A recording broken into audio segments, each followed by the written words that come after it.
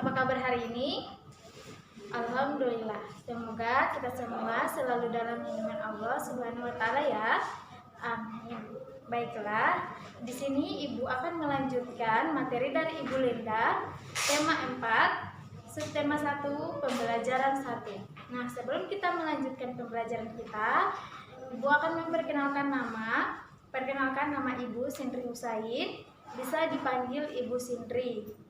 Baiklah, sebelum kita memulai pembelajaran kita, alangkah baiknya kita berdoa dulu ya. Berdoa dimulai. Berdoa selesai. Baiklah anak-anak, mari sama-sama kita simak video pembelajaran berikut ini ya. Nah, baiklah anak-anak, mari kita sama-sama perhatikan gambar yang Ibu tampilkan ini ya. Ada yang tahu ini gambar apa? Iya, jadi ini gambar organ peredaran darah manusia. Nah, organ peredaran darah pada manusia, mengalirnya darah di dalam tubuh disebut sistem peredaran darah. Nah, ada yang tahu sistem peredaran darah itu apa? Iya, jadi sistem peredaran darah merupakan suatu sistem yang berguna untuk menyalurkan berbagai zat penting seperti nutrisi dan oksigen dari jantung menuju ke seluruh tubuh ya. Sistem peredaran darah pada manusia ada dua sistem. Yang pertama yaitu peredaran darah kecil dan yang kedua peredaran darah besar. Peredaran darah kecil adalah peredaran darah yang berasal dari jantung menuju paru-paru dan kembali lagi ke jantung. Nah, berikut ini adalah proses dari peredaran darah kecil.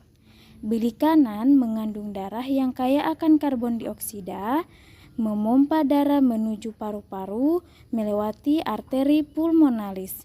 Kemudian di paru-paru terjadi pertukaran karbon dioksida dan oksigen. Kemudian darah yang kaya akan oksigen kembali ke jantung dengan melewati vena pulmonalis dan masuk ke serambi kiri. Nah, yang berikut peredaran darah besar. Peredaran darah besar adalah peredaran darah yang berasal dari jantung menuju seluruh tubuh dan kembali lagi ke jantung. Nah, berikut proses peredaran darah besar. Bilik kanan mengandung darah yang kaya akan oksigen, memompa darah ke seluruh tubuh melewati pembuluh darah aorta. Kemudian melewati pembuluh darah arteri menuju bagian tubuh bagian bawah dan tubuh bagian atas. Setelah peredaran darah sampai ke seluruh tubuh, terjadi pertukaran gas oksigen dan karbon dioksida pada pembuluh kapiler. Kemudian darah yang kaya akan karbon dioksida kembali ke jantung melewati pembuluh vena dan sampai pada serambi kanan. Anak, tadi kan kita sudah belajar tentang proses peredaran darah kecil dan proses peredaran darah besar. Nah, sekarang kita akan belajar tentang organ tubuh manusia yang berperan dalam peredaran darah. Nah, ada yang tahu organ tubuh apa-apa saja? Iya, jadi yang pertama jantung. Di mana jantung adalah organ tubuh manusia yang berfungsi memompa darah ke seluruh tubuh. Jantung memompa darah dengan cara berkontraksi dan berelaksasi, sehingga jantung berdenyut, mengembang, dan mengempis. Jantung terletak di dalam rongga dada sebelah kiri. Ukuran jantung kira-kira sebesar kepalan tangan pemiliknya.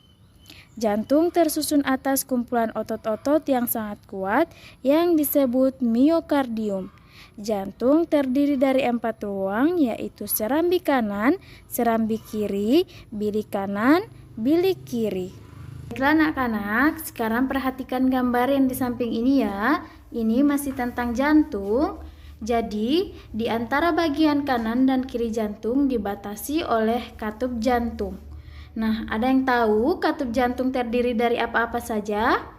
Iya, katup jantung terdiri dari katup pulmoner, katup trikuspid, katup mitral, dan katup aorta. Nah, ada yang tahu fungsi dari katup-katup jantung? Iya, jadi katup jantung berfungsi untuk mencegah bercampurnya darah yang mengandung oksigen dengan darah yang mengandung karbon dioksida. Nah, di dalam jantung terdapat otot penyusun bilik jantung, dan otot penyusun bilik jantung ini lebih tebal daripada otot serambi jantung.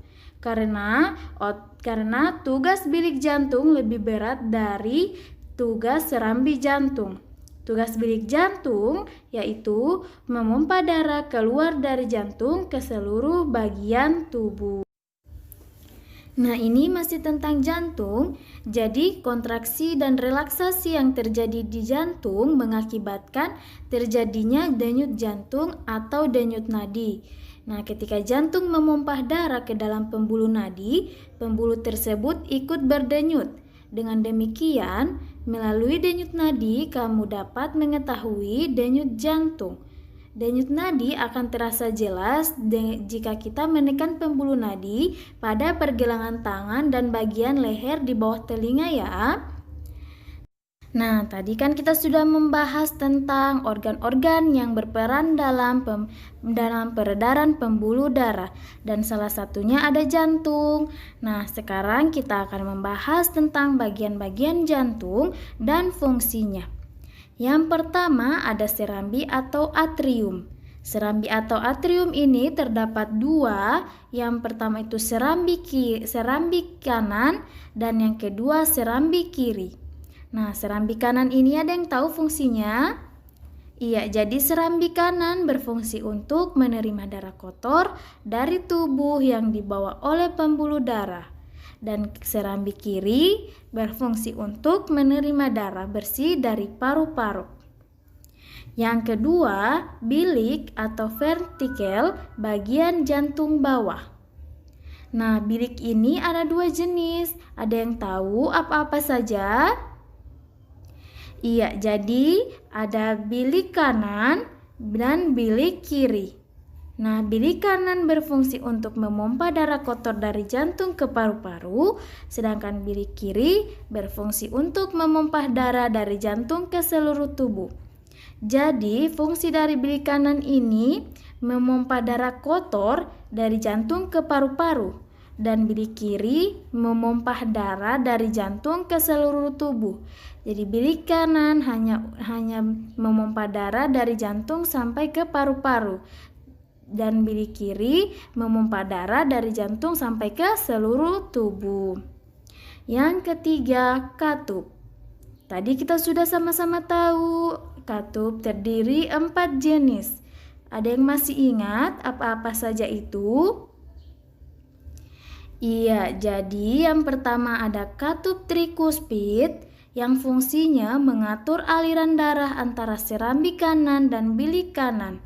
Yang kedua, katup pulmonal mengatur aliran darah dari bilik kanan ke arteri pulmonalis yang membawa darah ke paru-paru untuk mengambil oksigen.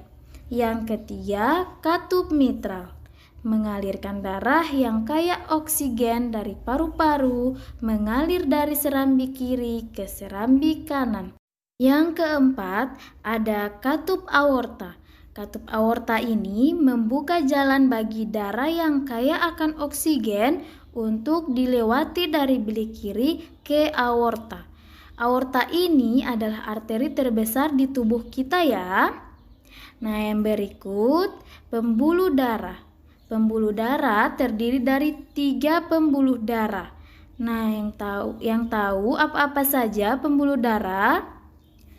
Iya, jadi pembuluh darah yang pertama adalah arteri. Pembuluh darah arteri ini, pembuluh darah jantung ini kaya akan oksigen karena berfungsi darah ke sisi kiri otot jantung atau vertikel dan atrium kiri.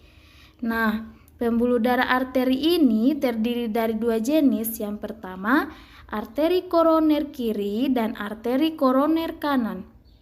Yang kedua, vena, pembuluh darah vena. Pembuluh darah yang satu ini membawa darah yang sedikit oksigen dari seluruh tubuh untuk kembali ke jantung. Dibandingkan dengan arteri, vena memiliki dinding pembuluh yang lebih tipis. Yang ketiga, kapiler. Pembuluh darah kapiler bertugas untuk menghubungkan arteri terkecil dengan vena terkecil. Nah, coba perhatikan gambar yang Ibu tampilkan ini. Ada yang tahu ini gambar apa? Iya, jadi ini gambar pembuluh darah manusia ya. Jadi, pembuluh darah merupakan saluran tempat mengalirnya darah dari jantung ke seluruh tubuh dan dari seluruh tubuh kembali ke jantung. Nah, pembuluh darah terdiri dari dua jenis. Ada yang tahu apa-apa saja? Iya, jadi pembuluh darah terdiri dari dua jenis, yaitu pembuluh nadi dan pembuluh balik. Pembuluh nadi disebut arteri dan pembuluh balik disebut vena. Pembuluh nadi atau arteri yaitu pembuluh yang membawa darah yang kaya akan oksigen keluar dari jantung ke seluruh tubuh. Pembuluh darah yang paling terbesar disebut aorta. Pembuluh balik yaitu pembuluh darah yang membawa darah yang kaya akan karbon dioksida dari seluruh tubuh menuju jantung. Nah, tadi kan kita sudah membahas tentang bagian-bagian jantung dan pembuluh darah. Sekarang kita akan membahas tentang paru-paru. Nah, ada yang tahu bagian-bagian dari paru-paru? Iya, jadi bagian dari paru-paru ada trakea, aorta, bronkiolus, vena paru-paru, arteri paru-paru, jantung, alveolus. Adik-adik, tadi kan kita sudah belajar tentang proses peredaran darah dan organ-organ yang berfungsi dalam peredaran darah. Nah, sekarang Ibu punya pantun. Mari kita sama-sama membaca pantun ya. Terbangun dari tidur nyenyak, langit pagi tampak cerah. Jangan makan banyak lemak, bisa menghambat peredaran darah. Nah, ada yang tahu pantun itu apa? Iya, jadi pantun adalah jenis puisi lama yang tiap baitnya terdiri atas 4 baris serta memiliki sampiran dan isi. Berikut ini merupakan ciri-ciri dan bagian-bagian pantun. Yang pertama, tiap bait terdiri atas 4 baris. Yang kedua, 8-12 suku kata di tiap baris. Yang ketiga, memiliki sampiran dan isi. Yang keempat, berima AB-AB. Nah, sekarang perhatikan pantun yang Ibu tampilkan ini ya. Jadi, di tiap barisnya, baris pertama dan baris kedua disebut sampiran. Dan baris ketiga dan baris keempat disebut isi. Nah, jadi yang berima AB-AB-nya, jadi itulah yang berima AB-AB. Coba perhatikan kalimat akhirnya ya. Nah, ini disebut sajak AB-AB. Oke, baiklah anak-anak. Jadi, Ibu punya tugas di sini. Jawablah pertanyaan di bawah ini dengan benar ya. Yang pertama, jelaskan kembali salah satu sistem peredaran darah yang kamu ketahui. Yang kedua, jelaskan bagian-bagian jantung. Yang ketiga, sebutkan bagian-bagian pantun. Sekian pembelajaran kita pada hari ini. Semoga kalian paham dan mengerti ya dengan materi kita tadi.